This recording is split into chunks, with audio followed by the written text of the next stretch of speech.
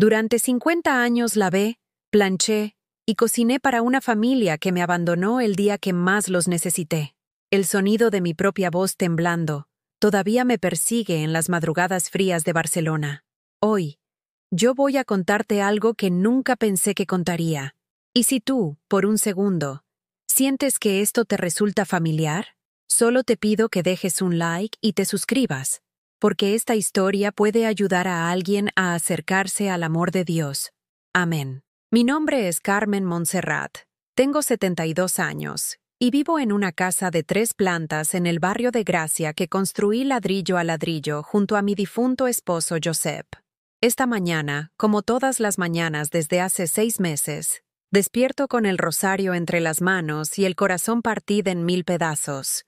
Me levanto antes del alba, cuando las campanas de la Sagrada Familia aún duermen, y me dirijo a la cocina donde el olor a café me recuerda que ya no cocino para 8 bocas, sino solo para una. Las baldosas frías bajo mis pies descalzos me devuelven a la realidad. Estoy sola, completamente sola, mientras muelo los granos de café, los mismos que Josep traía del mercado de la boquería cada viernes. Mis ojos se posan sobre la mesa de madera maciza donde desayunamos durante 40 años, donde celebramos comuniones, cumpleaños, y donde recibimos la noticia de cada nuevo nieto. Ahora solo hay una silla.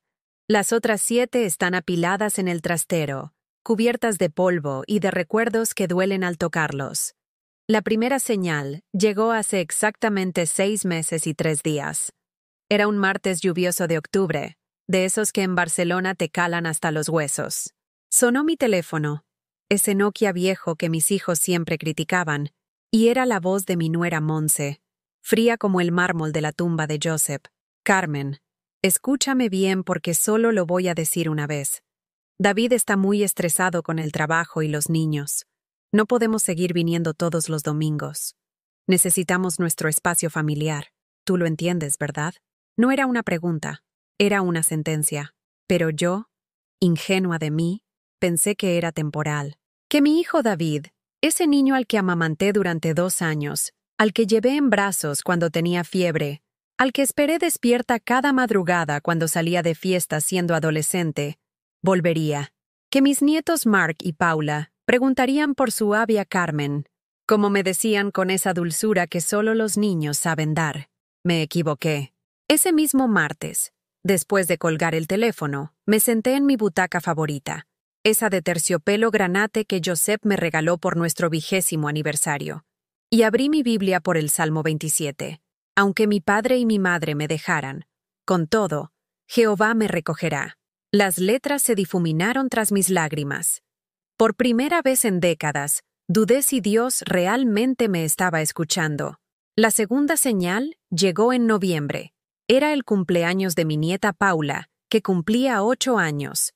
Durante semanas había bordado a mano un vestidito rosa con florecitas, el mismo diseño que había hecho para su primera comunión. Había comprado los hilos más finos en la mercería de la señora Pilar, esa que conoce a toda la familia desde que David era pequeño. Llamé a David 3 días antes. «Papá, ¿a qué hora es la fiesta de Paula?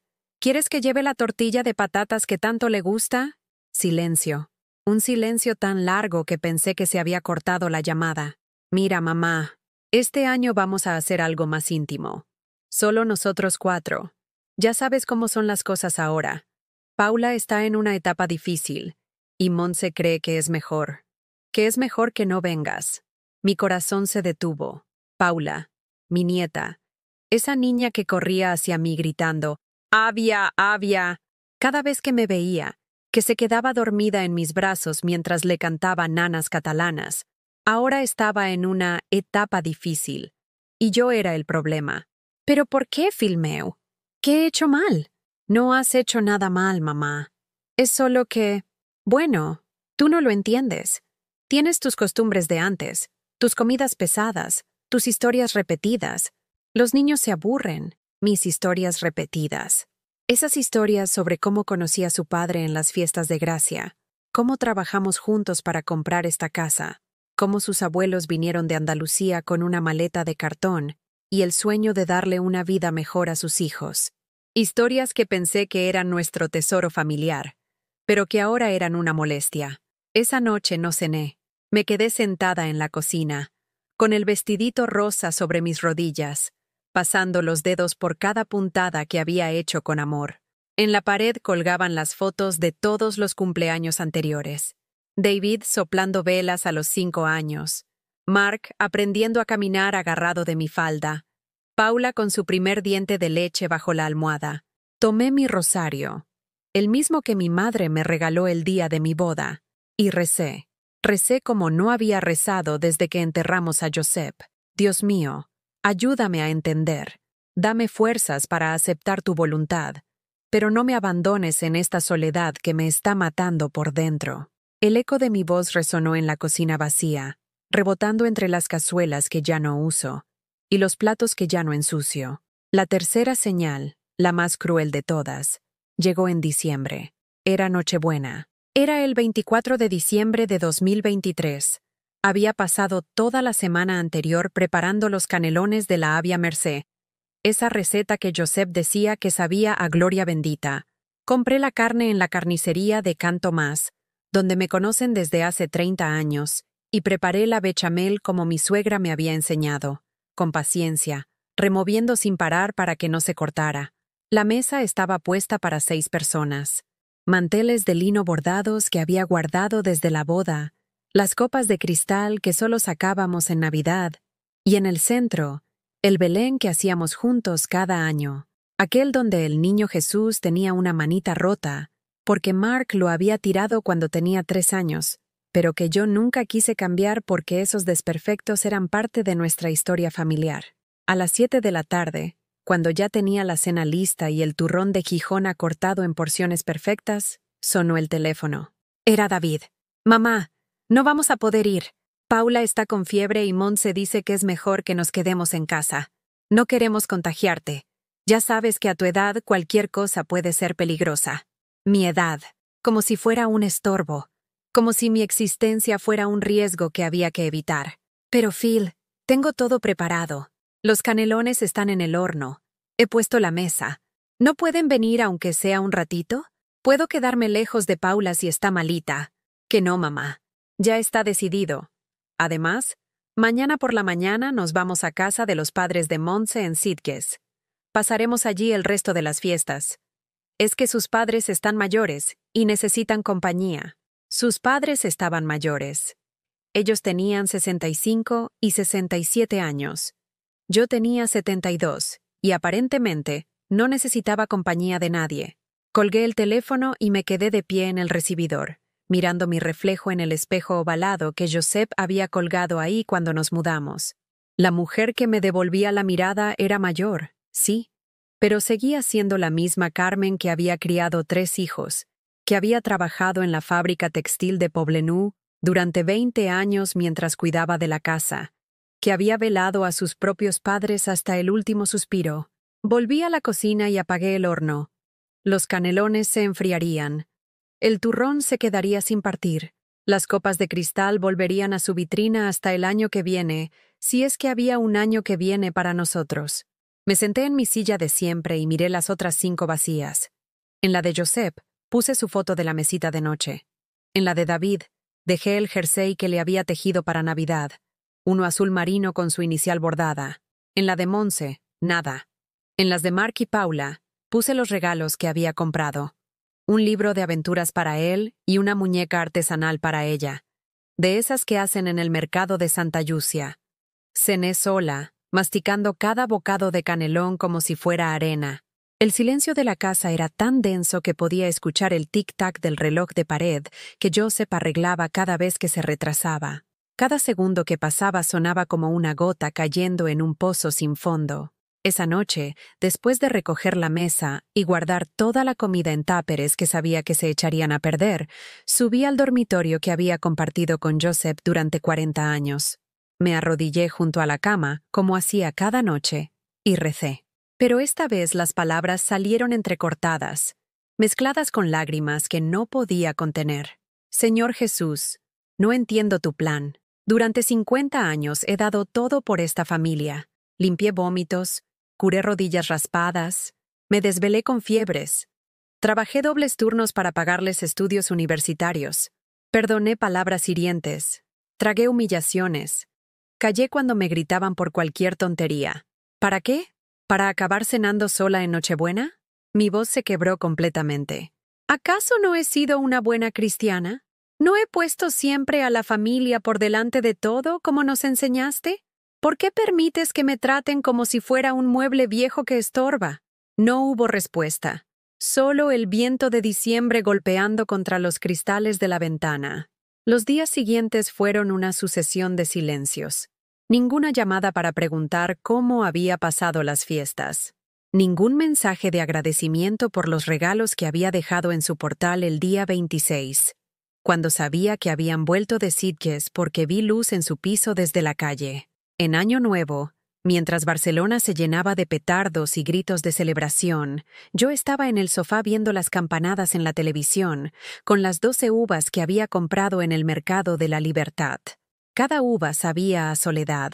Cada campanada resonaba en mi pecho como un martillazo. Fue entonces cuando empecé a recordar, no los buenos momentos, esos ya me dolían demasiado, sino todos los sacrificios que había hecho sin pensarlo 2 veces. Como cuando David tenía 17 años y lo detuvieron por pelear fuera de una discoteca. Gasté todos mis ahorros en un abogado para que no tuviera antecedentes. Nunca me lo agradeció. O cuando se casó con Montse y ella quiso una boda por todo lo alto en el Hotel Majestic. Carmen, tú entiendes, ¿verdad? Es que mi familia tiene cierto nivel. Josep y yo vendimos el coche y pedimos un préstamo que estuvimos pagando 3 años. Todo para que ella pudiera presumir delante de sus amigas de San Cugat. Cuando nació Marc, el primer nieto, me convertí en canguro a tiempo completo. Montse tenía que descansar después del parto. Así que yo iba a su piso todos los días a las 6 de la mañana. Les hacía la comida, limpiaba la casa, lavaba la ropa del bebé y me quedaba hasta las 10 de la noche para que ellos pudieran dormir. Gratis. Durante 6 meses. Con Paula fue igual. Y cuando Josep enfermó de cáncer y necesitaba cuidados constantes, ¿quién crees que vino a ayudarme? Nadie. Es que nosotros tenemos nuestras obligaciones, mamá. Tú lo entiendes. Yo sola lo llevé a quimioterapias. Lo bañé cuando ya no podía valerse. Le cambié pañales como si fuera un bebé. Y lo velé durante las largas noches de dolor. Después del funeral, David me dijo, «Mamá, ahora tienes que pensar en vivir tu vida. Ya has dado bastante». ¡Qué palabras tan bonitas! ¡Qué mentira tan grande! Una tarde de enero, mientras ordenaba los cajones de la cómoda de Josep, esa tarea que había pospuesto durante meses porque me dolía tocar sus cosas, encontré algo que me partió el alma. Era una libreta donde él apuntaba gastos familiares. En la última página, con letra temblorosa, había escrito, «Carmen, si algo me pasa, no dejes que te fallen el respeto. Tú vales más de lo que ellos creen». Me abracé a esa libreta y lloré como no había llorado desde su muerte. Josep sabía que sus últimos meses de vida iban a ser una carga solo para mí. Sabía que después, cuando ya no estuviera para defenderme, me quedaría sola. Esa noche tomé una decisión. Llamé a David. «Phil, necesito verte. Tenemos que hablar». «Ahora no puedo, mamá. Los niños tienen extraescolares y Montse está con mucho trabajo. ¿No puede ser por teléfono?» «No. Necesito verte la cara cuando hablemos». Suspiró como si le pidiera que moviera una montaña. «Vale, pero que sea rápido». El sábado a las 11. Media hora máximo. Media hora. Para hablar con la mujer que le había dado la vida, media hora era suficiente. El sábado llegó como llegan las citas médicas que no quieres pero necesitas. Con esa mezcla de ansiedad y resignación que te revuelve el estómago desde que abres los ojos. Me levanté a las 6, como siempre. Pero esta vez no por costumbre, sino porque no había pegado ojo en toda la noche. Había ensayado 1000 veces lo que le iba a decir a David, las palabras exactas que usaría para hacerle entender que su madre seguía siendo una persona con sentimientos. Me puse el vestido azul marino que Josep decía que me favorecía. Me recogí el pelo en un moño como hacía para ir a misa, y me senté a esperarlo con una taza de café que se enfrió entre mis manos temblorosas. En la mesa había puesto galletas María, las que a él le gustaban de pequeño cuando venía corriendo desde el colegio con las rodillas sucias y la mochila arrastrando. A las 11:15 sonó el timbre. 15 minutos tarde. Abrí la puerta y ahí estaba mi hijo, pero no el niño que yo recordaba. David tenía prisa grabada en la frente. Miraba constantemente el reloj del móvil y ni siquiera me dio un beso en la mejilla como antes. Hola, mamá. A ver, ¿qué era tan urgente? Se quedó de pie en el recibidor, con las llaves del coche todavía en la mano, como si ya estuviera calculando cuánto tardaría en marcharse. No se quitó la chaqueta. No preguntó cómo estaba. No comentó que había adelgazado 5 kilos desde Navidad, porque apenas tenía ganas de comer. Siéntate, Phil. Por favor. Resopló y se dejó caer en el sofá, pero en el borde, con el cuerpo inclinado hacia la puerta. David, necesito que me expliques qué he hecho mal. ¿De qué hablas, mamá? Necesito que me digas por qué de repente soy una extraña en la vida de mis propios nietos. ¿Por qué Monse me habla como si fuera una empleada molesta? ¿Por qué tú, que eres mi hijo, me tratas como si fuera un trámite que hay que despachar rápido? Se removió incómodo en el asiento y evitó mirarme a los ojos. No exageres, mamá. No es para tanto. Es que las cosas cambian. Los niños crecen. Tienen otras necesidades. Ya no necesitan que la abuela esté encima todo el rato. ¿Encima? ¿Yo he estado encima?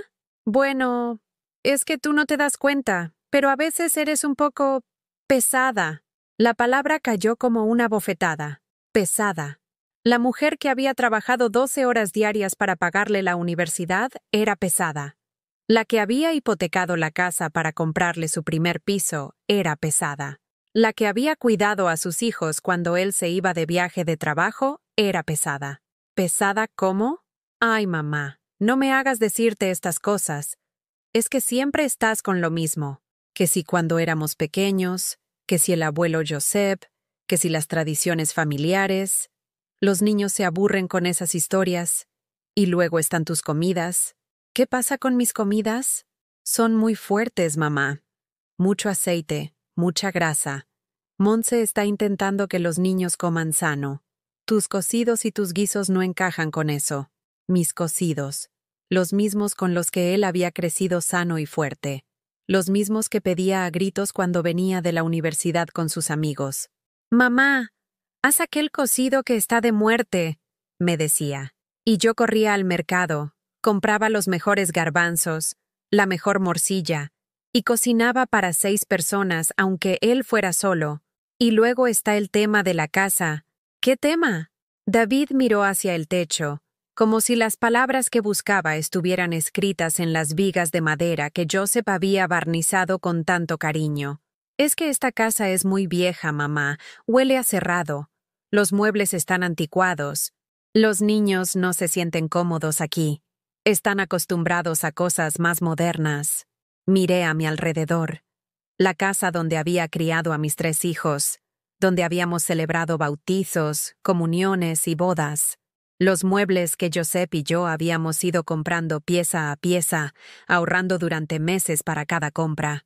El sofá donde David había hecho los deberes durante años, la mesa donde había soplado las velas de 18 cumpleaños. Todo obsoleto, todo viejo, todo molesto. ¿Sabes qué, Phil? Mi voz salió más tranquila de lo que esperaba. Tienes razón en una cosa. Las cosas cambian, pero hay algunas que nunca deberían cambiar, como el respeto a quien te ha dado la vida. Se levantó bruscamente. Ya empezamos con el chantaje emocional. Siempre igual, mamá. Siempre sacas el tema de que nos has dado la vida, como si fuéramos esclavos eternos por haber nacido. No quiero esclavos, David. Solo quiero que me traten como lo que soy. Vuestra madre. Y nosotros te tratamos como madre. Pero eso no significa que tengamos que vivir pegados a ti para siempre. Tenemos nuestras vidas, nuestras obligaciones. ¿Y yo no tengo derecho a formar parte de esas vidas? Claro que sí, pero dentro de un orden.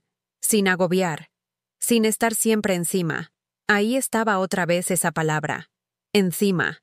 Como si mi amor fuera una losa que aplastaba sus vidas perfectas. Me levanté y caminé hasta la ventana que daba al patio interior. Abajo, La señora Montserrat tendía la ropa como hacía cada sábado desde hacía 30 años. Su rutina me tranquilizó un poco. Al menos alguien seguía siendo constante en este mundo que se desmoronaba. David, ¿te acuerdas de cuando tenías 8 años y te operaron de apendicitis? Mamá, por favor, no empiecen con... Me quedé 3 noches durmiendo en el suelo del hospital. 3 noches sin comer casi nada, sin ducharme, sin cambiarme de ropa. Solo para que no te despertaras solo. Ya lo sé, mamá, pero... ¿Te acuerdas de cuando suspendiste segundo de carrera y dijiste que lo dejabas todo? Trabajé limpiando oficinas de madrugada durante 1 año para pagarte la academia donde te prepararon para repetir los exámenes. Que sí, que ya lo sé. Pero eso no significa que... ¿Te acuerdas de cuando Paula nació y Monse tuvo depresión posparto? ¿Quién cuidó de Mark durante 2 meses? ¿Quién hacía la compra, cocinaba, limpiaba vuestra casa y se quedaba con el niño para que vosotros pudierais dormir? David se giró hacia mí con los ojos brillantes de irritación. «Basta ya, mamá. Siempre igual. Siempre recordándonos todo lo que has hecho, como si llevara una cuenta pendiente. ¿No entiendes que eso es lo que nos agobia?» Sus palabras me golpearon como un puñetazo en el estómago. Una cuenta pendiente. Mi amor de madre era una deuda que les pesaba. Yo no llevo cuentas, David. Solo recordaba... Dios, pues deja de recordar. Deja de vivir en el pasado. Acepta que ya no somos niños y que no te necesitamos las 24 horas del día. El silencio que siguió fue tan denso que pude oír el tic-tac del reloj de pared y los latidos de mi propio corazón desbocado. David se pasó las manos por el pelo y suspiró. «Mira, mamá, lo siento. No quería gritarte, pero es que no entiendes. Monse y yo necesitamos educar a nuestros hijos a nuestra manera, sin interferencias, sin que alguien esté constantemente diciéndoles cómo se hacían las cosas antes. Yo nunca he interferido en vuestra educación. ¿En serio? ¿Y cuando le dijiste a Mark que los niños de antes eran más obedientes? ¿Y cuando le diste chocolate a Paula después de que nosotros le hubiéramos dicho que no? ¿Y cuando criticaste delante de ellos que les compráramos tanto juguetes? Cada ejemplo que daba era como una puñalada. Tenía razón en los hechos, pero no en la intención. Yo solo quería que mis nietos supieran que había otras formas de vivir, otros valores, otras tradiciones que merecían la pena conservar. David, yo solo quería... Ya sé lo que querías, pero tienes que entender que ya no decides sobre nuestras vidas. Se dirigió hacia la puerta. Volvió a sacar las llaves del bolsillo. Tengo que irme. Los niños tienen fútbol a las 12:30. Espera. Se paró en el umbral, sin volverse hacia mí. ¿Esto significa que no vais a venir más? No significa nada definitivo. Significa que necesitamos un tiempo. Que cuando vengan será porque realmente quieren, no por obligación. Y se fue. Como si nada. Como si no acabara de partirme en dos con sus palabras. Me quedé de pie en el recibidor durante no sé cuánto tiempo, mirando la puerta cerrada, oliendo todavía su colonia en el aire. Las galletas María seguían intactas en el plato. El café se había enfriado por completo. Esa noche, arrodillada junto a mi cama, no pude rezar. Las palabras no salían, solo lágrimas. Pasaron 3 semanas sin noticias. 3 semanas largas como 3 años, donde cada mañana me despertaba con la esperanza de que el teléfono sonara y fuera la voz de Mark preguntando cuándo podía venir a merendar coca de San Juan, o Paula diciéndome que había aprendido una poesía nueva y quería recitármela. Pero el Nokia permanecía mudo sobre la mesita del salón, acumulando polvo como todo lo demás en esta casa que cada día parecía más grande y más vacía. Una tarde de febrero, mientras regaba las plantas del balcón, las únicas que todavía me necesitaban y me lo agradecían con sus hojas verdes, vi algo que me heló la sangre. Desde mi 5º piso se veía perfectamente el parque de la Ciutadella, y allí, en los columpios donde yo había llevado a mis nietos cientos de tardes, estaba David empujando a Paula, mientras Monse vigilaba a Mark en el tobogán. Era una estampa perfecta de familia feliz. Una postal de esas que la gente cuelga en Instagram con hashtags sobre la felicidad y el amor incondicional. Una mentira preciosa de la que yo había sido borrada como si nunca hubiera existido. Me quedé ahí, aferrada a la regadera, viendo cómo mi hijo hacía exactamente lo mismo que yo había hecho con él durante años. Las mismas risas, los mismos gritos de más alto, la misma paciencia para esperar turno en cada juego. Todo igual, pero sin mí. Como si hubieran encontrado la manera de recrear la felicidad de la infancia sin incluir a quien se la había proporcionado en primer lugar. Esa noche llamé a mi hermana Pilar, la única familia que me quedaba desde que murieron mis padres. Vive en Sevilla, en el mismo barrio donde crecimos, y había sido mi confidente durante todos estos años de matrimonio y maternidad. Pilar, necesito hablar contigo. Ay, Carmen, qué alegría oír tu voz. Estaba precisamente pensando en llamarte. ¿Cómo están los nietos? Y ahí se me quebró la voz otra vez. Le conté todo, desde la llamada de Monse hasta la conversación con David, pasando por la Nochebuena solitaria y la tarde en el parque. Pilar me escuchó en silencio, solo interrumpiendo para susurrar algún «Dios mío» o «no puede ser», que me confirmaba que no estaba exagerando, que mi dolor era real y justificado. Carmen, hermana, ¿tú sabes lo que me estás contando? Sé que suena horrible, pero…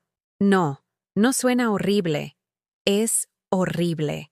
Eso que te están haciendo tiene nombre: maltrato psicológico. Y el hecho de que sea tu propio hijo no lo hace menos grave. Lo hace más. Maltrato psicológico. Las palabras resonaron en mi cabeza como campanas funerarias. Durante 72 años había creído que el maltrato era solo físico, gritos y golpes. Nunca se me había ocurrido que también existiera esa crueldad silenciosa, esa tortura de hacerte sentir invisible, innecesaria, molesta. Pero Pilar, es mi hijo, es lo único que me queda de Joseph. No, Carmen, Joseph está muerto, pero tú sigues viva.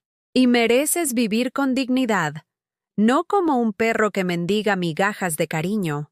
Sus palabras fueron como un jarro de agua fría.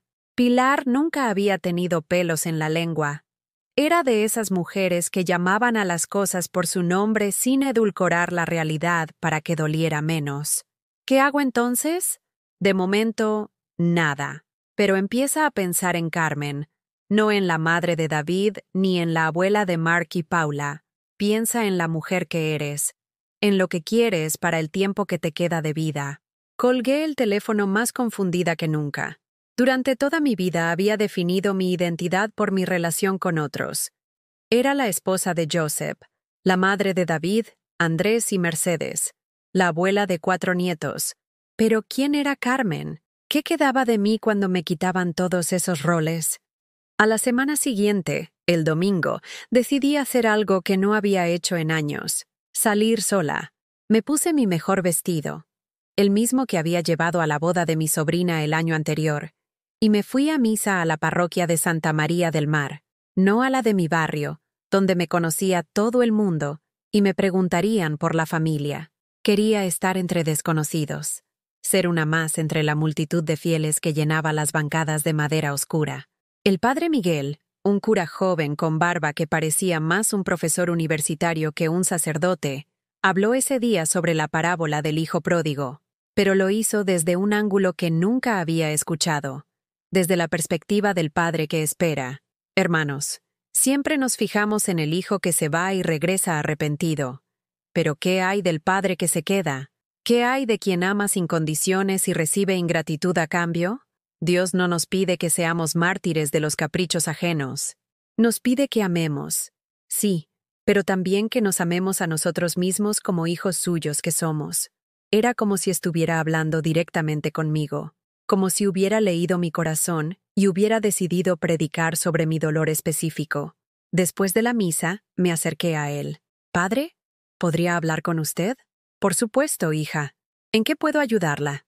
Y ahí, en la sacristía que olía a incienso y a cera de velas, le conté mi historia. Todo, sin omitir detalles, sin justificar a David, sin minimizar mi dolor. El padre Miguel me escuchó con la paciencia de quien está acostumbrado a oír confesiones mucho más complicadas que la mía. «Carmen, ¿me permite hacerle una pregunta?» «Por supuesto. Si una vecina suya viniera a contarle exactamente lo mismo que usted me acaba de contar, ¿qué le aconsejaría?» No tuve que pensarlo mucho. Le diría que no se dejara tratar así, que nadie tiene derecho a hacerle sentir como un estorbo. Exacto. Entonces, ¿por qué se lo permite a su hijo? Porque es mi hijo, y usted es hija de Dios. ¿Cree que él quiere verla sufrir de esta manera? La pregunta me dejó sin palabras. Durante todos estos meses había estado preguntándome qué había hecho mal para merecer este trato, pero nunca me había planteado si Dios aprobaba que me trataran así.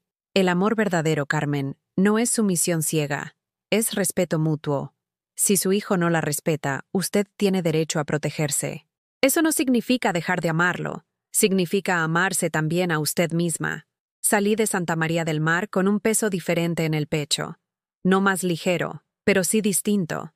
Como si el dolor hubiera cambiado de forma, hubiera pasado de ser una losa aplastante a ser una herida que podía curarse.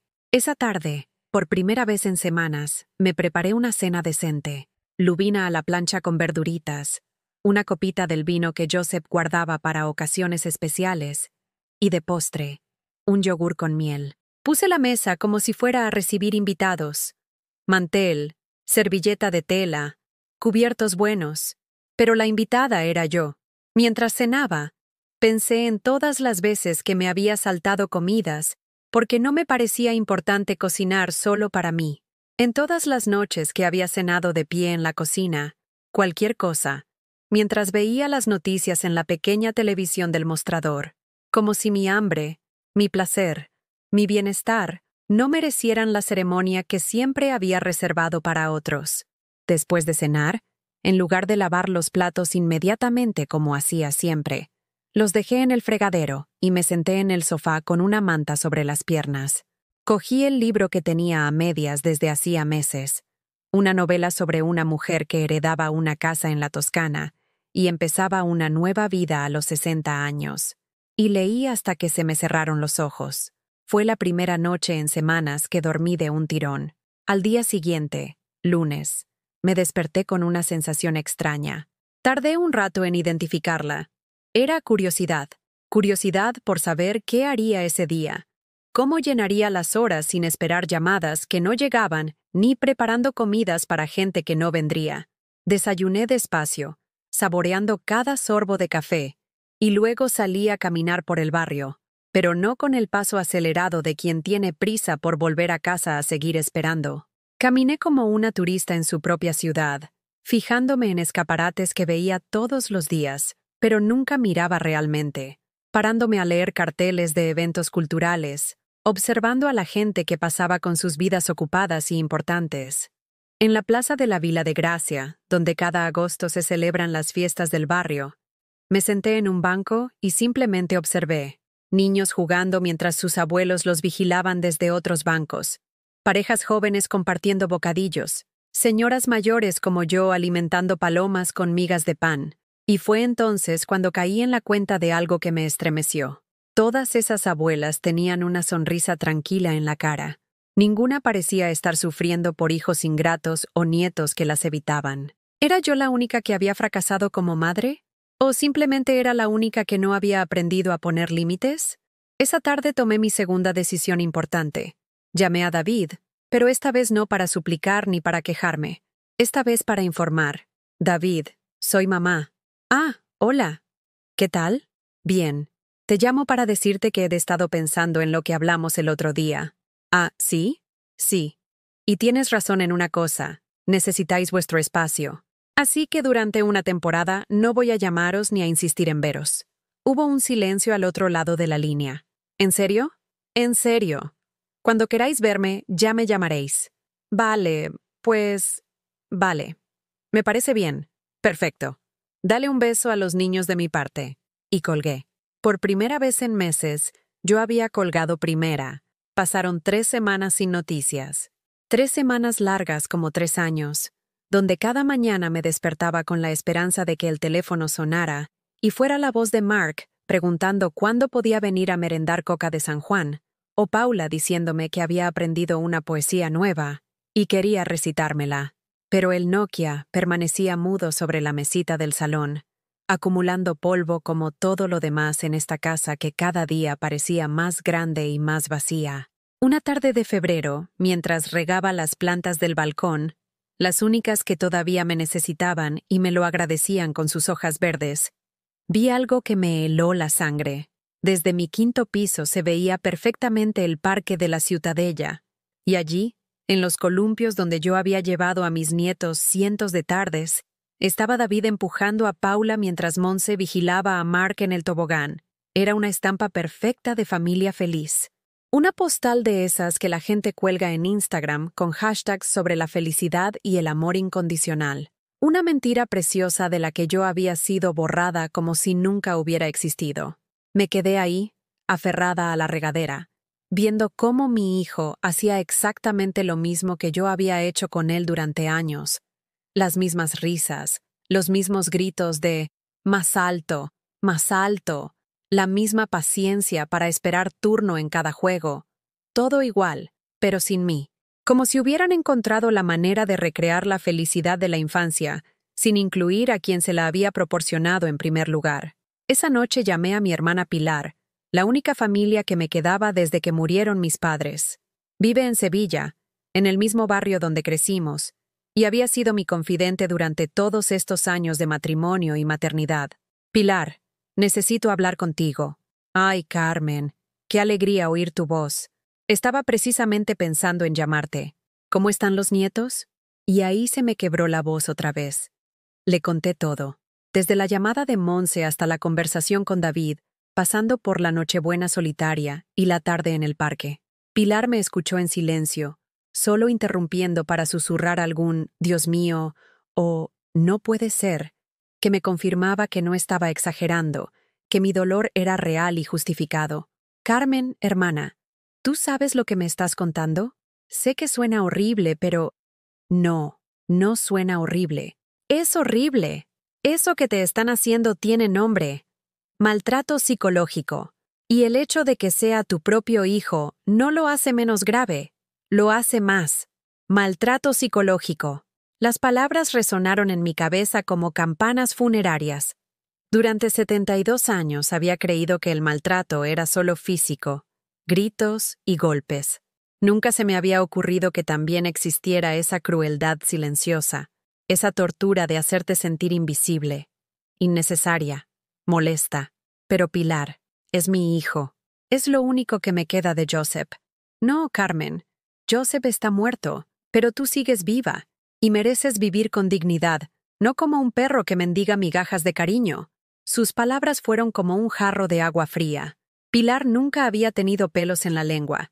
Era de esas mujeres que llamaban a las cosas por su nombre sin edulcorar la realidad para que doliera menos. ¿Qué hago entonces? De momento nada, pero empieza a pensar en Carmen. No en la madre de David ni en la abuela de Mark y Paula. Piensa en la mujer que eres, en lo que quieres para el tiempo que te queda de vida. Colgué el teléfono más confundida que nunca. Durante toda mi vida había definido mi identidad por mi relación con otros. Era la esposa de Joseph, la madre de David, Andrés y Mercedes, la abuela de 4 nietos. Pero, ¿quién era Carmen? ¿Qué quedaba de mí cuando me quitaban todos esos roles? A la semana siguiente, el domingo, decidí hacer algo que no había hecho en años: salir sola. Me puse mi mejor vestido, el mismo que había llevado a la boda de mi sobrina el año anterior, y me fui a misa a la parroquia de Santa María del Mar, no a la de mi barrio, donde me conocía todo el mundo y me preguntarían por la familia. Quería estar entre desconocidos, ser una más entre la multitud de fieles que llenaba las bancadas de madera oscura. El padre Miguel, un cura joven con barba que parecía más un profesor universitario que un sacerdote, habló ese día sobre la parábola del hijo pródigo, pero lo hizo desde un ángulo que nunca había escuchado, desde la perspectiva del padre que espera. Hermanos, siempre nos fijamos en el hijo que se va y regresa arrepentido. Pero ¿qué hay del padre que se queda? ¿Qué hay de quien ama sin condiciones y recibe ingratitud a cambio? Dios no nos pide que seamos mártires de los caprichos ajenos. Nos pide que amemos, sí, pero también que nos amemos a nosotros mismos como hijos suyos que somos. Era como si estuviera hablando directamente conmigo, como si hubiera leído mi corazón y hubiera decidido predicar sobre mi dolor específico. Después de la misa, me acerqué a él. «Padre, ¿podría hablar con usted?» «Por supuesto, hija. ¿En qué puedo ayudarla?» Y ahí, En la sacristía que olía a incienso y a cera de velas, le conté mi historia. Todo, sin omitir detalles, sin justificar a David, sin minimizar mi dolor. El padre Miguel me escuchó con la paciencia de quien está acostumbrado a oír confesiones mucho más complicadas que la mía. Carmen, ¿me permite hacerle una pregunta? Por supuesto. Si una vecina suya viniera a contarle exactamente lo mismo que usted me acaba de contar, ¿qué le aconsejaría? No tuve que pensarlo mucho. Le diría que no se dejara tratar así, que nadie tiene derecho a hacerle sentir como un estorbo. Exacto. Entonces, ¿por qué se lo permite a su hijo? Porque es mi hijo. Y usted es hija de Dios. ¿Cree que él quiere verla sufrir de esta manera? La pregunta me dejó sin palabras. Durante todos estos meses había estado preguntándome qué había hecho mal para merecer este trato, pero nunca me había planteado si Dios aprobaba que me trataran así. El amor verdadero, Carmen, no es sumisión ciega, es respeto mutuo. Si su hijo no la respeta, usted tiene derecho a protegerse. Eso no significa dejar de amarlo, significa amarse también a usted misma. Salí de Santa María del Mar con un peso diferente en el pecho. No más ligero, pero sí distinto. Como si el dolor hubiera cambiado de forma. Hubiera pasado de ser una losa aplastante a ser una herida que podía curarse. Esa tarde, por primera vez en semanas, me preparé una cena decente. Lubina a la plancha con verduritas, una copita del vino que Joseph guardaba para ocasiones especiales, y de postre, un yogur con miel. Puse la mesa como si fuera a recibir invitados. Mantel, servilleta de tela, cubiertos buenos. Pero la invitada era yo. Mientras cenaba, pensé en todas las veces que me había saltado comidas porque no me parecía importante cocinar solo para mí.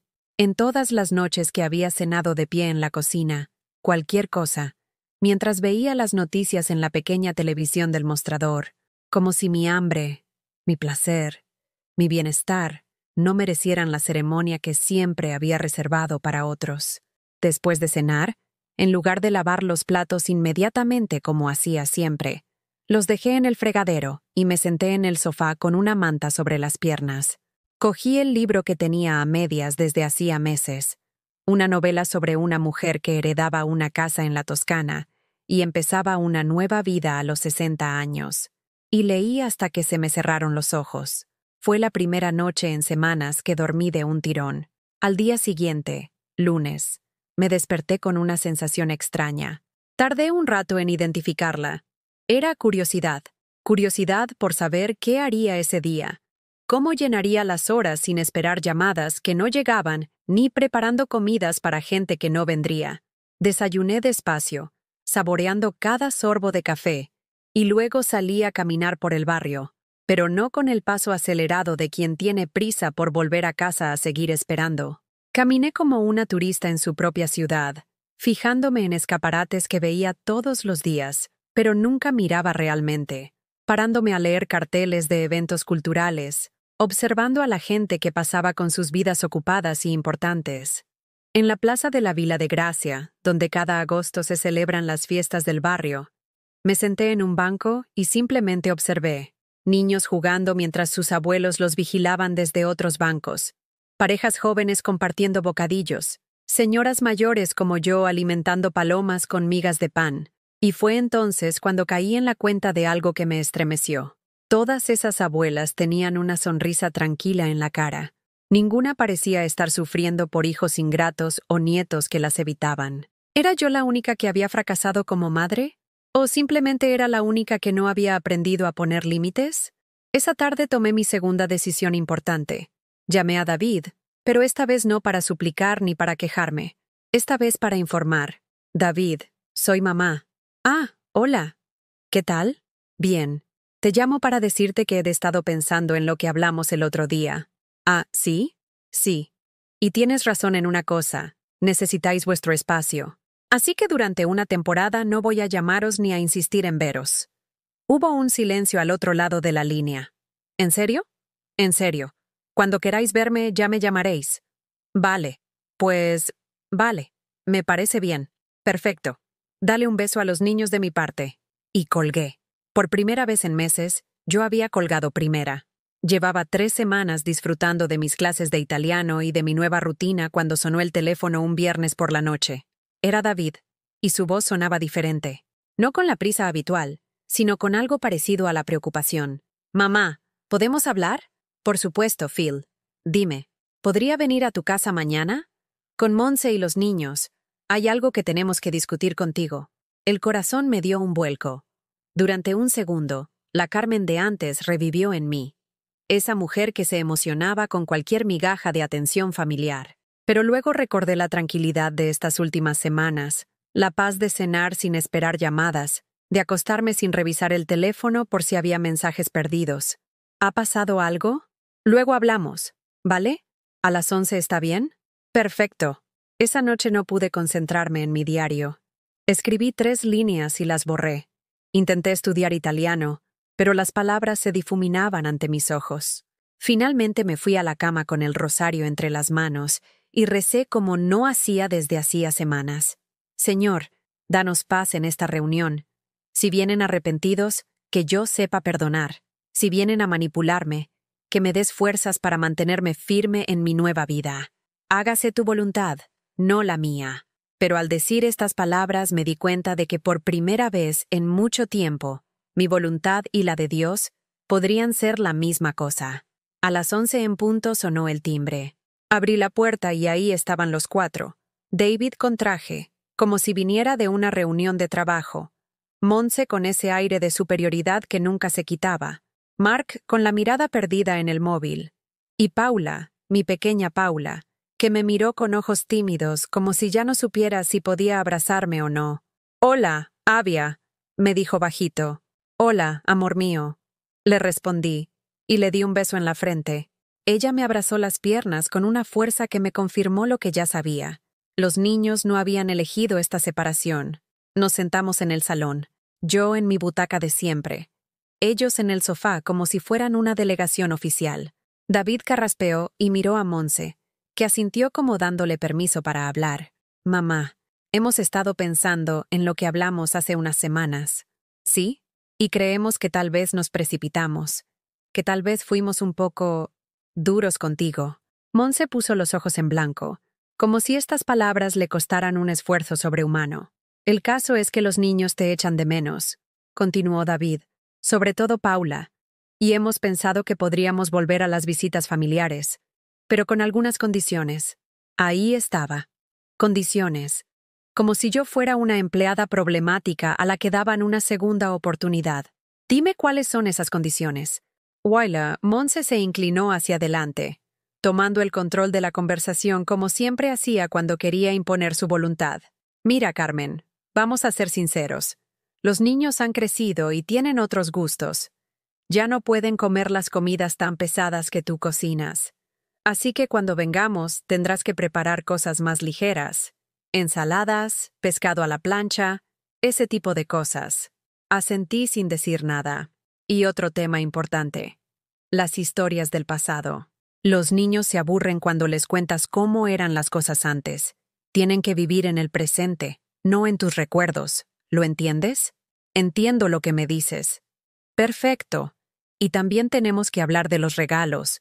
No puedes seguir comprándoles cosas sin consultarnos. Nosotros decidimos qué necesitan y qué no. Tú no puedes llegar y echar por tierra nuestro trabajo educativo. David añadió, y las visitas tendrán que ser más espaciadas. Una vez al mes, por ejemplo. No todas las semanas como antes. Es que necesitamos nuestro tiempo familiar. Mark levantó la vista del móvil por primera vez. ¿Podemos ir a mi partido después de almorzar? ¿Es que mis amigos van a estar ahí? Paula, que había estado jugando con una muñequita que había traído, me miró con esos ojos grandes que había heredado de su abuelo Joseph. Avia, ¿ya no me vas a contar más cuentos? Monse la interrumpió bruscamente.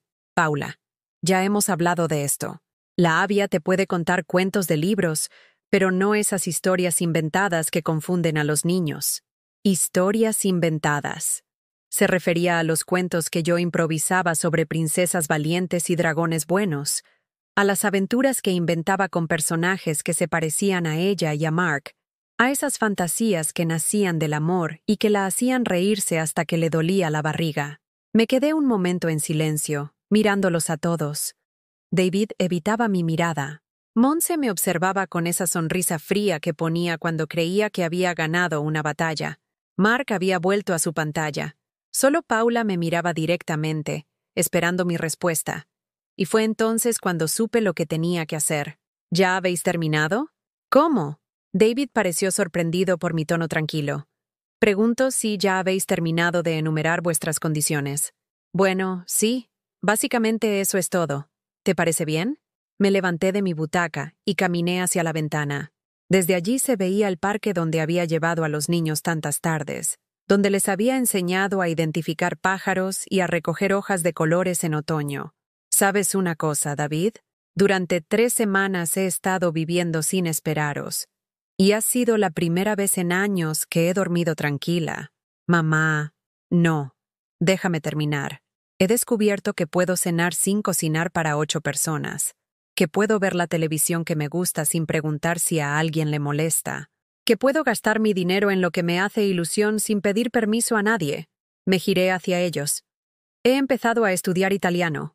¿Sabíais eso? Voy 2 días a la semana a clase y estoy haciendo amigos nuevos. Gente que me habla con respeto, que se interesa por lo que tengo que decir, que no piensa que mis historias son un rollo. David se levantó, incómodo. Vale, mamá. Nos alegra que tengas aficiones, pero... ¿Pero qué? ¿Pero tengo que abandonarlas para volver a ser vuestra cocinera a tiempo parcial? ¿Vuestra canguro de emergencia? ¿Vuestra abuela de usar y tirar? Monse bufó. Carmen, no exageres. Nadie te está pidiendo que... Me estáis pidiendo que vuelva a ser invisible. Que cocine lo que vosotros queráis. Que diga lo que vosotros aprobéis. Que regale lo que vosotros permitáis. Que sea abuela solo cuando os convenga y como os convenga. Paula se levantó del sofá y vino hacia mí. Avia, ¿estás enfadada? Me agaché hasta quedar a su altura y le agarré las manitas. No estoy enfadada contigo, cariño. Estoy triste porque los adultos a veces nos equivocamos y hacemos que los niños sufran. ¿Ya no nos vamos a ver más? Claro que nos vamos a ver. Pero va a ser diferente. Me incorporé y miré a David y Monse directamente a los ojos. Estas son mis condiciones. Podéis venir a visitarme cuando queráis, pero como invitados, no como inspectores. Cocinaré lo que me dé la gana cocinar, y si no os gusta, podéis traer vuestra propia comida.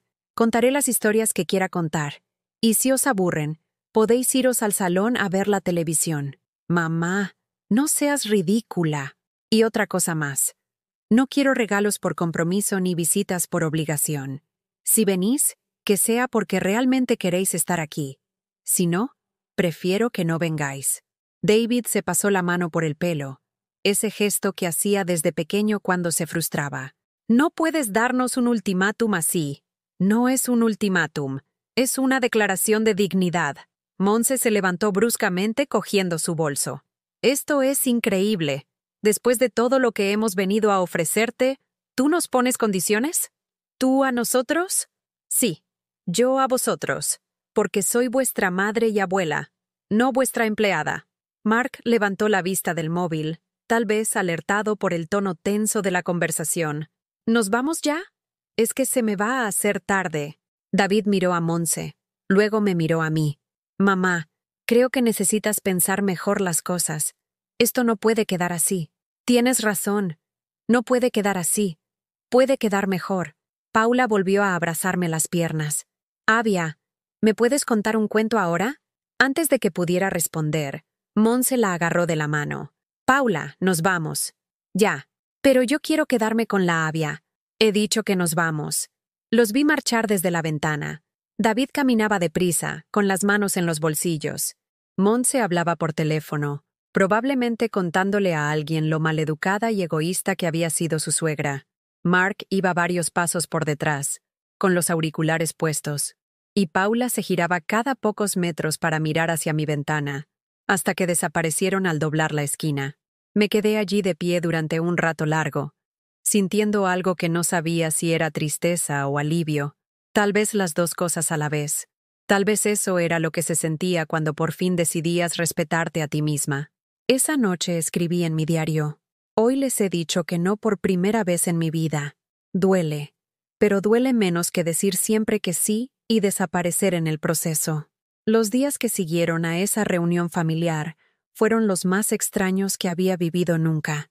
Por un lado, sentía una libertad que no había experimentado desde la adolescencia, esa sensación embriagadora de poder decidir sobre mi propia vida sin consultar a nadie. Por otro, había momentos de silencio en los que el eco de mi propia voz resonaba en la casa vacía y me preguntaba si había hecho lo correcto. Pero cada vez que la duda me asaltaba, recordaba la cara de satisfacción de Montse cuando enumeraba sus condiciones, la manera en que David me había mirado como si fuera una niña caprichosa que necesitaba ser disciplinada, y entonces sabía que había tomado la decisión correcta. El martes siguiente, en mi clase de italiano, Giulia nos enseñó una expresión que me caló hondo. Ci si accontenta gode. El que se conforma disfruta. Pero luego nos explicó otra. Chi non risica non rosica. El que no se arriesga no gana nada. Durante años había vivido según la primera filosofía, conformándome con migajas de afecto para no arriesgarme a perderlo todo. Ahora era el momento de la segunda. Después de clase, Rosa y yo fuimos a tomar café como habíamos empezado a hacer cada martes. Nuestra amistad se había consolidado rápidamente, tal vez porque las dos habíamos llegado a un momento de la vida en el que ya no teníamos tiempo para relaciones superficiales. Nos contábamos las cosas importantes directamente, sin rodeos.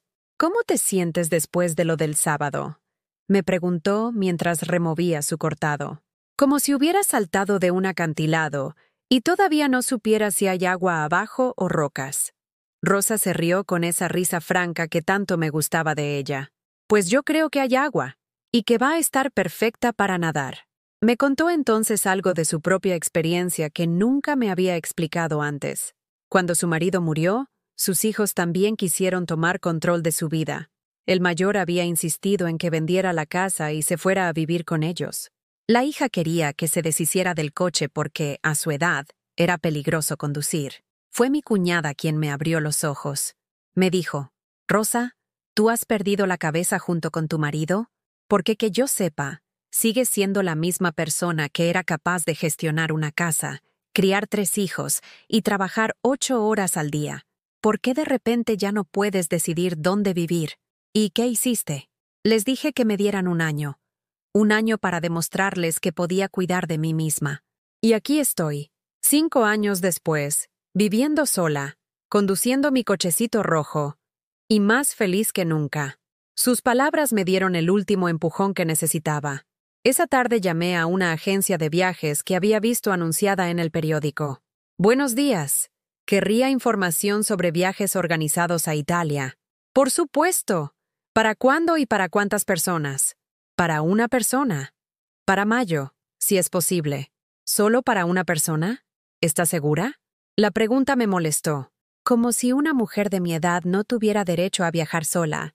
Como si necesitara permiso o compañía para moverme por el mundo. Completamente segura. Me enviaron por correo varios folletos de viajes que incluían Roma, Florencia y la Toscana. Los extendí sobre la mesa de la cocina como si fueran cartas del tarot que fueran a predecir mi futuro.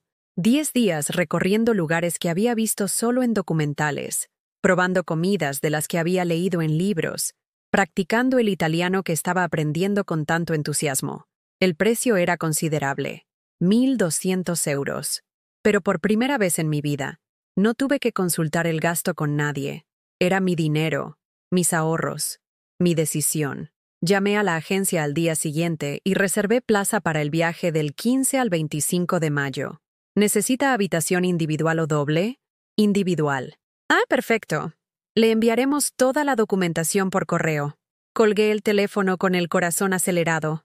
Lo había hecho. Por primera vez en mi vida había tomado una decisión importante, cara y emocionante sin pedir opinión a nadie. La sensación era tan embriagadora que me dieron ganas de llamar a alguien para contárselo, pero luego me di cuenta de que no tenía que contárselo a nadie. Era mío, completamente mío. Esa semana pasé las tardes organizando el viaje. Compré una guía de Italia que devoré como si fuera una novela romántica. Marqué restaurantes recomendados, museos imprescindibles, calles por las que quería pasear, Hice listas de ropa que necesitaría, de medicamentos que debía llevar, de frases en italiano que quería practicar antes del viaje. El jueves, mientras estudiaba el plano de Roma, sonó el teléfono.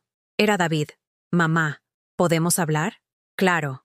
Monse y yo hemos estado hablando, y hemos pensado que tal vez el sábado nos precipitamos. ¿Que tal vez podríamos encontrar un término medio? Su voz sonaba diferente, menos autoritaria, más conciliadora, como si hubiera ensayado las palabras. ¿Qué tipo de término medio? Pues que tal vez podemos ser más flexibles con algunas cosas. Las comidas, por ejemplo. Tú cocinas lo que quieras y nosotros llevamos algo extra para los niños si hace falta. Ya veo. Y en cuanto a las historias, bueno, tal vez los niños sí pueden escuchar algunas de tus historias, las que no sean muy largas. Me quedé en silencio, dejando que continuara. El caso es que Paula ha estado muy rara desde el sábado. No ha parado de preguntar cuándo vamos a volver a ver a la Avia. Y Mark también ha preguntado por ti. Ahí estaba. El verdadero motivo de la llamada. Los niños los estaban presionando. ¿Y qué les habéis dicho? Pues que estábamos hablando contigo para solucionarlo. ¿Qué te parece si venimos el domingo? Solo 1 hora o 2. Para que los niños te vean y se tranquilicen. Solo 1 hora o 2. Para que los niños se tranquilicen. No porque quisieran verme realmente, sino para resolver un problema logístico de sus vidas. David, ¿sabes una cosa? He reservado un viaje a Italia. ¿Cómo? Lo que oyes. Me voy 10 días a Roma, Florencia y la Toscana en mayo. ¿Sola? Sola. Hubo un silencio largo al otro lado de la línea. Mamá, ¿no te parece un poco precipitado? ¿Viajar sola a tu edad, a un país extranjero? Tengo 72 años, David, no 92. Y he vivido lo suficiente para saber cuidar de mí misma. Ya, pero es que pueden pasar cosas. ¿Y si te pones mala? ¿Y si te pierdes? ¿Y si soy feliz? ¿Y si descubro que soy más capaz de lo que todos pensáis? ¿Y si resulta que no necesito que nadie me proteja de la vida? Mamá, no tienes por qué ponerte así. Solo me preocupo por ti. Si te preocuparas por mí, David, habrías llamado en estas 3 semanas para preguntar cómo estaba. Habrías venido a verme sin condiciones. Habrías tratado a tu madre con el respeto que se merece alguien que te ha dado la vida y te ha cuidado durante 38 años. Vale, tienes razón. Hemos metido la pata. Pero, ¿no podemos empezar de nuevo? ¿No podemos intentarlo otra vez? Su voz sonaba genuinamente arrepentida, y por un momento la madre que llevaba dentro se ablandó. Pero luego recordé algo que me había dicho Rosa. El arrepentimiento que solo llega cuando ya no tienes más remedio no es arrepentimiento real, es conveniencia. David, ¿sabes cuántas veces en mi vida he empezado de nuevo con vosotros?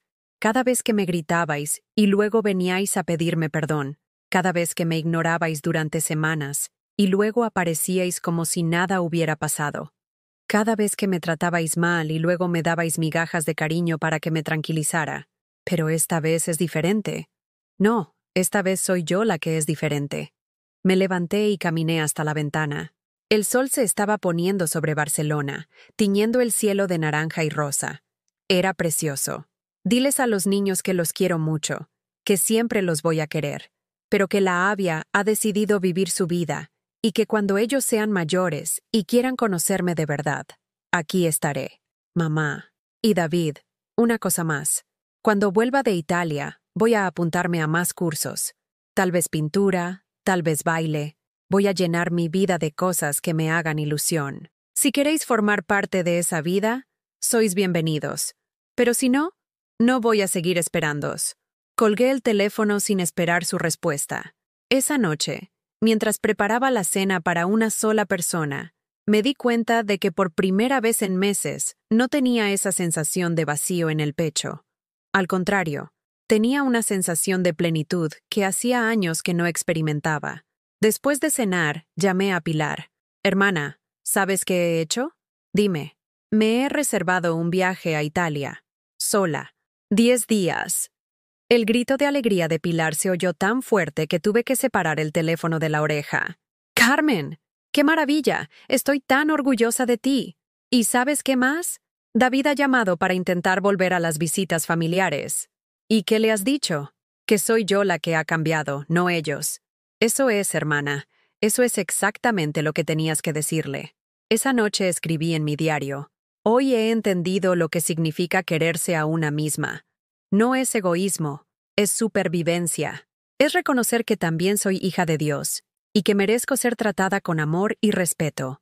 En el nombre de Jesús, amén. 6 meses después, mientras escribo estas líneas desde mi pequeño apartamento en el barrio de Gracia, sí, he vendido la casa grande que me quedaba demasiado vacía y me he mudado a un piso más acogedor cerca del parque. Puedo decir con certeza que aquella conversación telefónica con David fue el momento en que nació la verdadera Carmen. El viaje a Italia cambió mi vida de maneras que nunca habría imaginado. Durante 10 días fui simplemente una mujer de 72 años, descubriendo el mundo con ojos nuevos.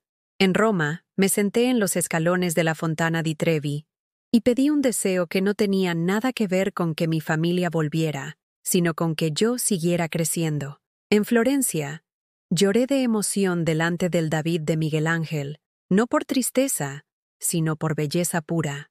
En la Toscana, compartí cenas con otros viajeros de mi edad que, como yo, habían decidido que la vida no se acababa a los 70. Conocí a Giuseppe, un viudo italiano de 75 años que me enseñó a decir «la vita è bella», con la pronunciación correcta. A Margaret, una inglesa de 68 que había dejado su trabajo de contable para recorrer Europa con una mochila. A Franz, un alemán de 80 años que había empezado a pintar acuarelas después de jubilarse y llevaba siempre un cuaderno para capturar los colores del atardecer. Todos tenían algo en común. Habían decidido que merecían vivir plenamente, no sobrevivir esperando migajas de atención de familiares que los consideraban una carga. Cuando volví a Barcelona, sabía que ya no era la misma persona que había partido, no solo por las fotos que traía en el móvil o los recuerdos que llevaba en el corazón, sino porque había descubierto algo fundamental. Podía ser feliz sola. No resignadamente sola, sino gloriosamente independiente. A mi regreso, encontré 3 mensajes en el contestador. Uno de Pilar preguntando cómo había ido el viaje, otro de Rosa diciéndome que me echaba de menos en las clases de italiano, y uno de David: «Mamá, espero que hayas tenido un buen viaje. Los niños preguntan mucho por ti. Cuando quieras, podemos hablar». Esperé una semana antes de devolverle la llamada.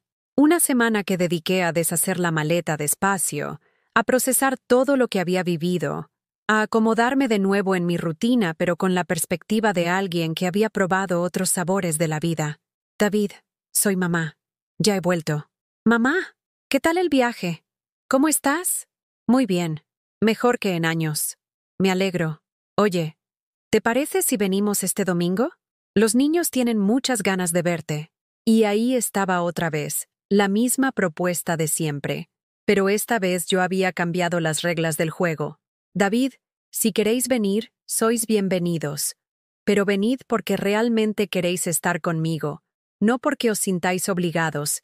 Y venid preparados para conocerme tal como soy ahora, no como era antes». ¿Cómo eres ahora?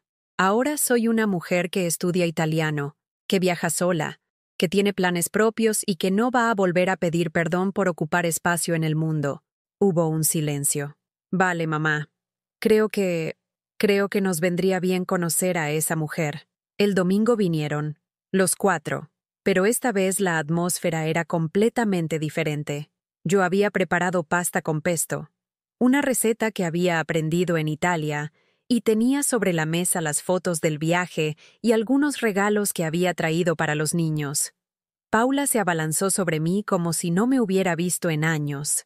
«Avia, papá dice que has ido a Italia. ¿Es verdad que hay una torre que se está cayendo?» «Sí, cariño. Se llama la Torre de Pisa. Y mira, te he traído esto».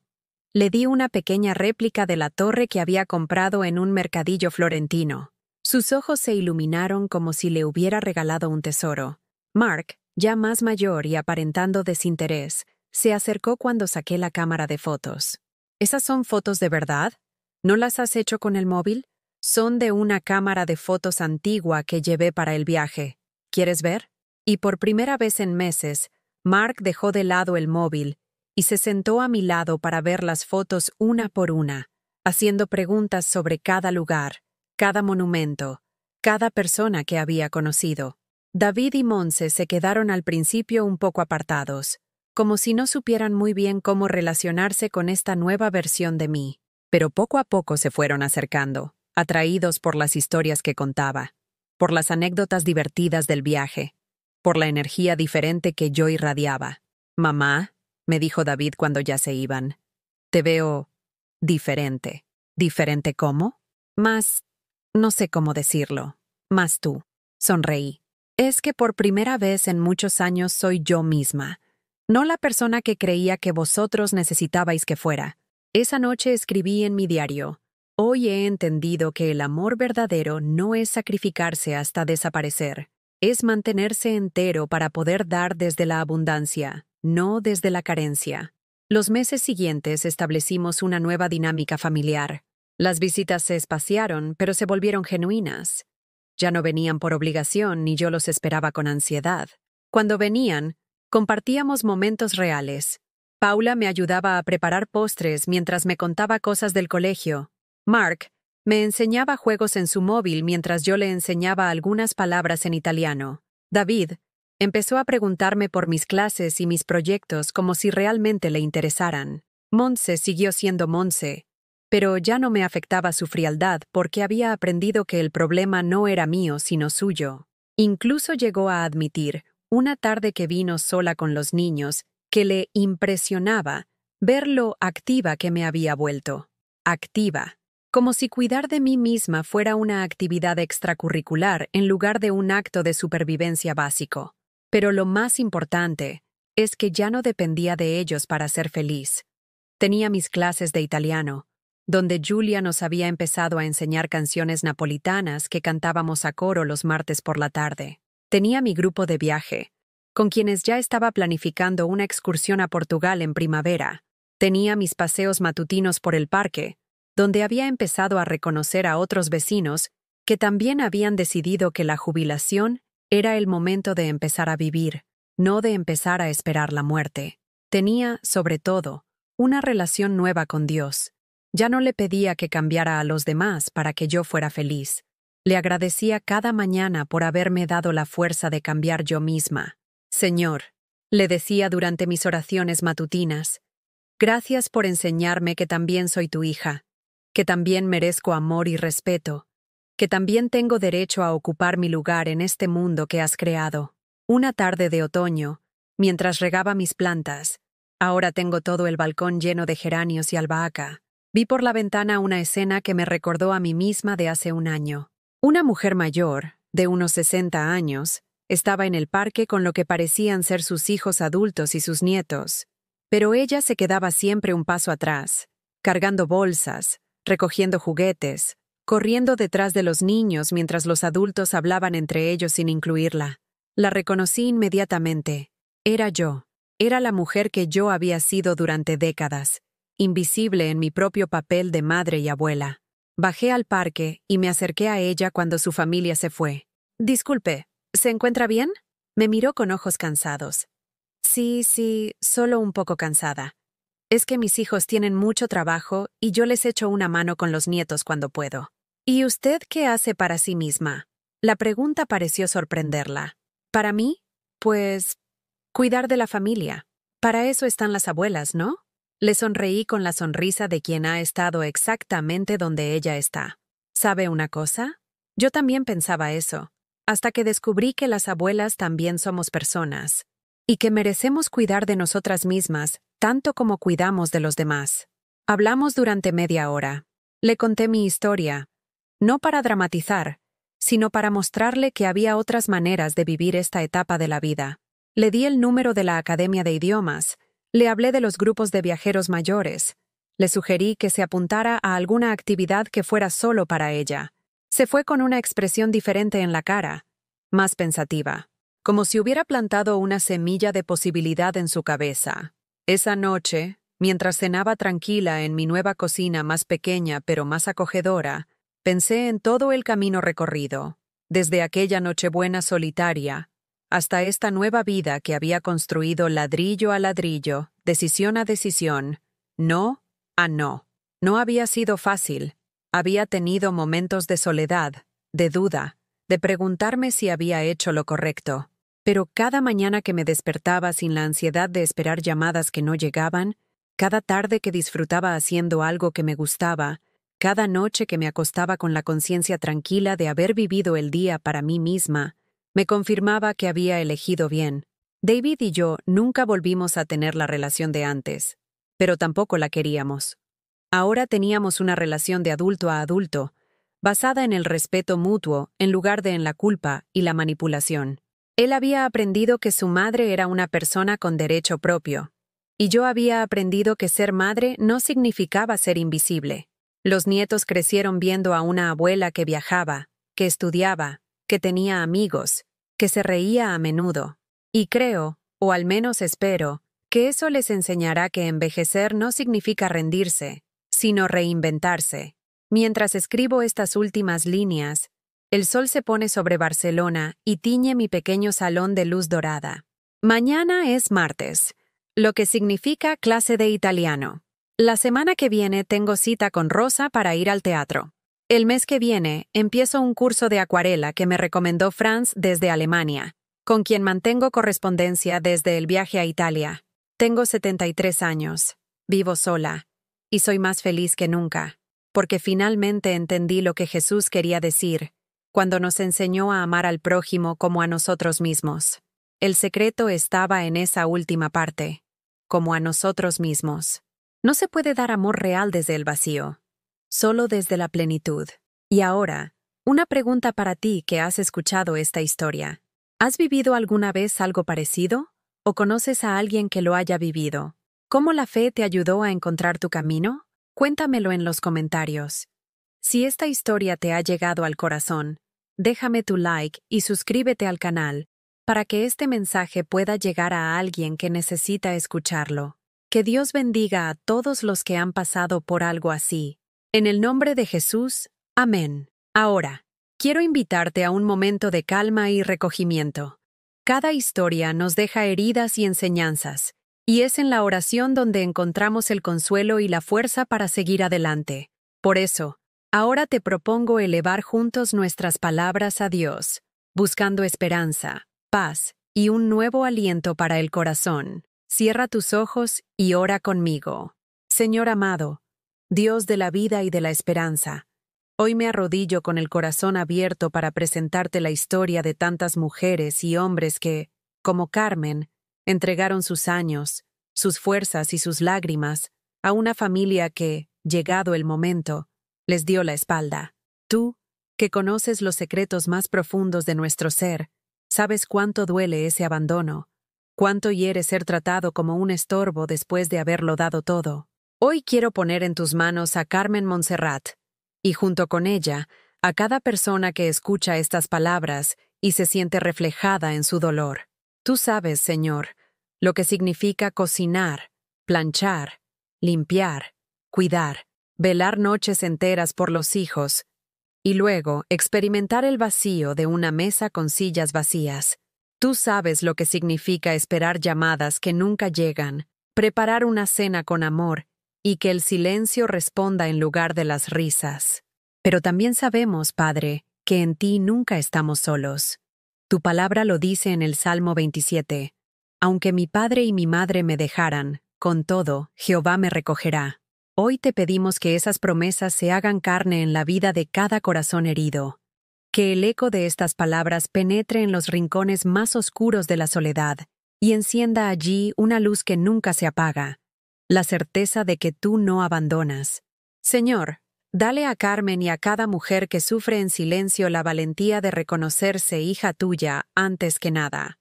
Que recuerden que su identidad no depende de la gratitud de los hijos ni del reconocimiento de una nuera, sino de ser amadas por ti desde antes de la creación del mundo.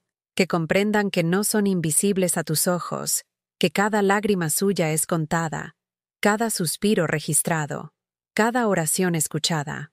Padre, sana esas heridas que sangran en el alma cuando alguien a quien amamos nos llama pesadas, anticuadas o molestas. Devuelve la dignidad a quienes fueron tratados como muebles viejos que estorban en la vida moderna.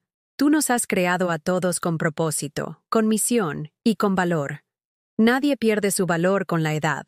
Al contrario, cada cana y cada arruga son testimonio de fidelidad, de lucha y de entrega. Señor Jesús, tú que conociste el abandono de tus propios discípulos en Getsemaní, tú que fuiste negado y traicionado, sabes lo que se siente ser olvidado por los más cercanos. Por eso te pedimos que te hagas compañero íntimo de cada madre, de cada abuela, de cada hombre y mujer que ahora mismo se sienten solos. Abrázalos con tu Espíritu Santo y recuérdales que aún en la soledad humana, tu presencia basta para llenar cualquier vacío. Danos, Señor, la fortaleza de hacer lo que hizo Carmen. Levantarse después de llorar, tomar un rosario en las manos, abrir la Biblia y encontrarse contigo. Que cada uno de nosotros aprenda a convertir el dolor en oración, la decepción en un canto de fe, la humillación en un acto de dignidad. Padre amado, ayúdanos también a perdonar. No un perdón ingenuo que permita nuevos abusos, sino un perdón que libere el corazón y rompa las cadenas del resentimiento. Que cada madre que escucha esta oración pueda decir: perdono, pero también me respeto. Amo, pero también me cuido. Doy, pero también recibo de Dios la certeza de que valgo. Que Carmen y todos los que han sido despreciados en su vejez encuentren nuevas razones para sonreír. Que puedan disfrutar de un viaje soñado, de una clase de idiomas, de una nueva amistad, de un café tomado sin prisa. Que comprendan que nunca es tarde para redescubrir la vida y que la plenitud no depende de la aprobación de los hijos, sino de caminar cada día en tu amor. Señor, bendice a los nietos como Paula y Mark, que en su inocencia todavía reconocen el amor de una abuela. Protégelos del egoísmo de los adultos y enséñales a valorar la ternura de quienes los criaron. Y si algún día se sienten alejados de sus abuelos, toca sus corazones para que vuelvan con gratitud y respeto. Bendice también a los hijos, aunque sean ingratos. Derrama sobre ellos la gracia del arrepentimiento. Que un día comprendan que su madre fue el sostén de sus vidas y que sin su sacrificio no habrían llegado donde están. Y si no llega ese día, Señor, que al menos Carmen y cada madre dolida encuentren paz en saber que lo dieron todo y que tú lo viste. Hoy declaramos, Señor, que ningún abandono humano puede silenciar tu voz. Tú sigues diciendo: eres mi hija amada, en ti tengo complacencia. Que estas palabras resuenen en cada corazón quebrado, que sean bálsamo en cada madrugada fría, que devuelvan la esperanza a quienes creen que su vida ya no tiene sentido.